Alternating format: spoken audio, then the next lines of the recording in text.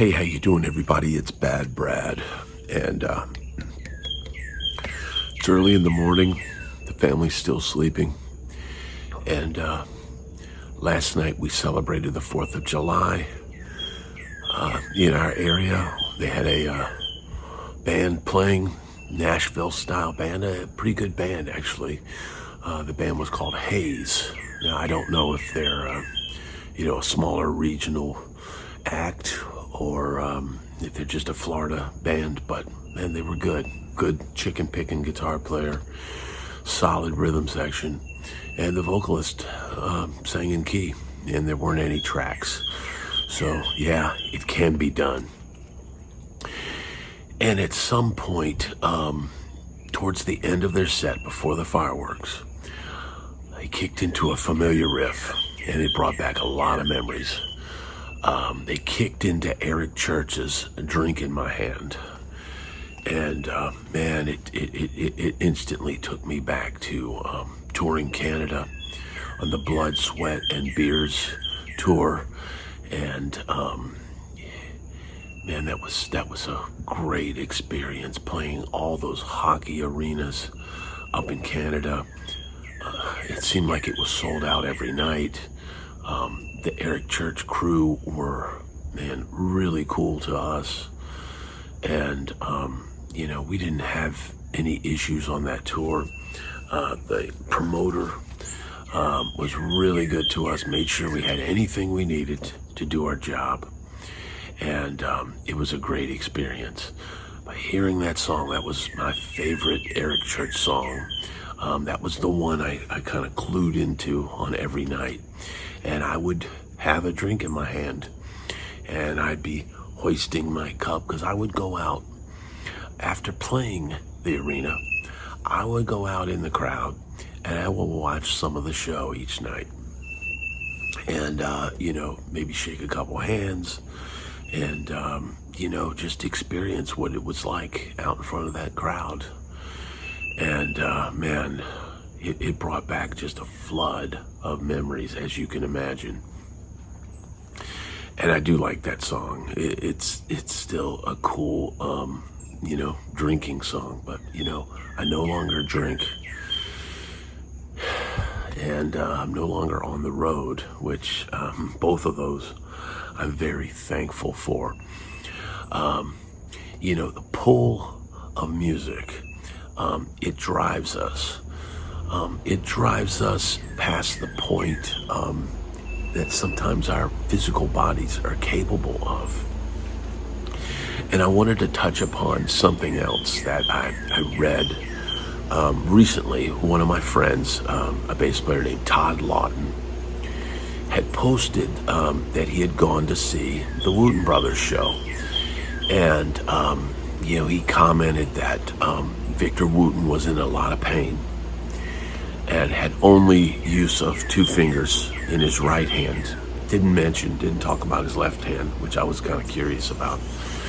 But I had heard this, and a drummer friend of mine, the mutual with the Wootens, and that I'd gig with a bunch, I had told him how I didn't think the modern crop of bass players, the Mono Neons and some of those guys, Thundercat and stuff, that are kind of at the top now in the standings of R&B funk style bass players.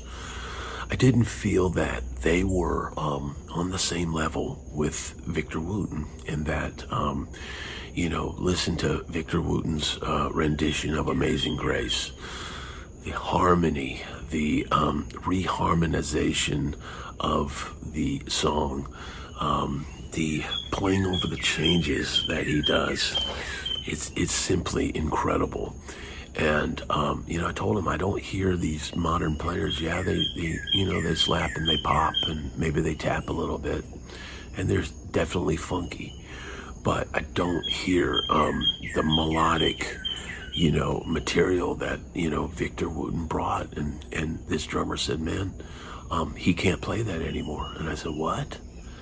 And he said, yeah, he's got an issue with his hands. So I just looked it up, and in 2019 he had come out and said, I have focal dystonia.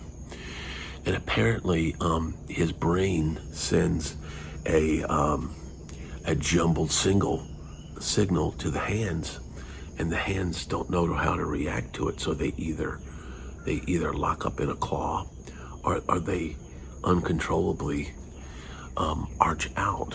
And man, it's heartbreaking because he's the best.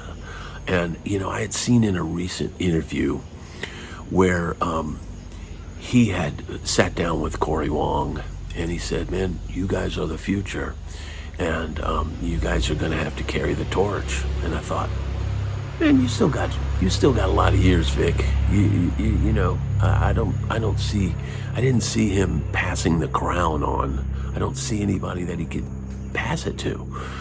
But knowing that he has this issue, man, it makes perfect sense.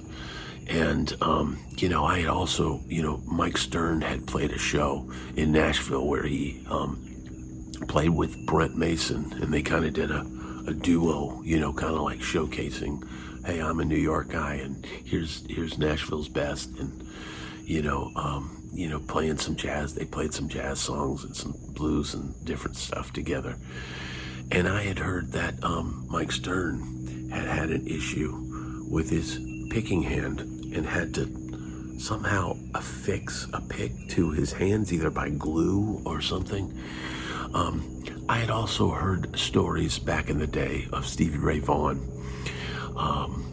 having just calluses, on his fingers and having them fall off and his hands bleeding, and he's taking super glue and gluing the calluses back on his hands. The drive to play was so great.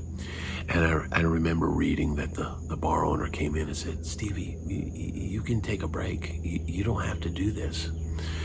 And he just said, "Man, I have to. This is what I have to do."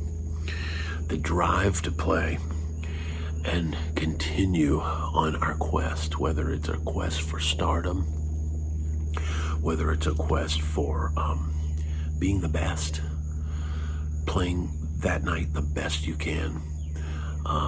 I still feel it, even though I'm not in Nashville now, and I feel a lot of the pressure off. I don't have anything on the books right now, gig-wise, so there's no pressure to perform. I'm still trying to keep my chops up, but and I had recently another friend of mine, a bass player in town, the guy that works all the time and plays a lot with the Wooten brothers, and just had to have major surgery on his shoulder, on his right arm. And it comes to find out, once the doctor got in there, the shoulder was hanging by a thread, basically. He had played so hard and so long that it just wore out. Now, in my drinking days, I would have a lot of downtime, after gigs. I would generally be a weekend warrior. I didn't grind as hard as everybody else. And I would generally keep my rent and overhead very low. And then I would just go out on the weekends and do my gigs and make enough to survive. And that was when Nashville was affordable. But, it's like I told this guy, I said, "Man, well, you grinded a lot harder than I did. And you burnt that candle." And I said, "We only have so many miles on these limbs, these hands. And, sometimes we're spinning our wheel. We're spinning our wheel, playing gigs and playing our butts off. And sometimes nothing ever comes of it. And other times, someone comes in and goes, 'Man, you're great. I'd love to use you for this,' or whatever. But beware of what I call barroom banter.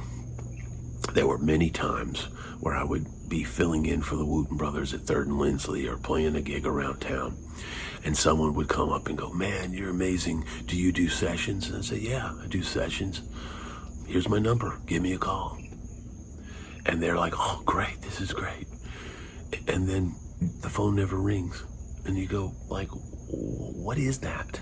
Like, why even bother asking me and getting my hopes up? And, you know, there's just no explanation. But, you know, I noticed the same thing in LA. You play and you go, man, you guys are awesome.